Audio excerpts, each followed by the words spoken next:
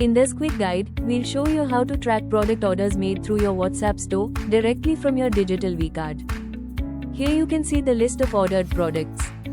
Here you can see the list of ordered products along with their details, including product name, order date, customer name, amount, and an action button. You can also view the details of the person who placed the order using the action button.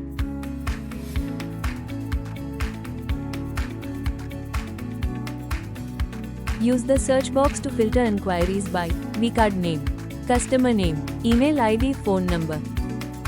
You can also click Send email to customer or users to notify them about order confirmation, shipping, or thank you messages, or sellers about the new order. You can also filter by payment method to view specific customer details. Managing product orders through Vbiz cards is simple.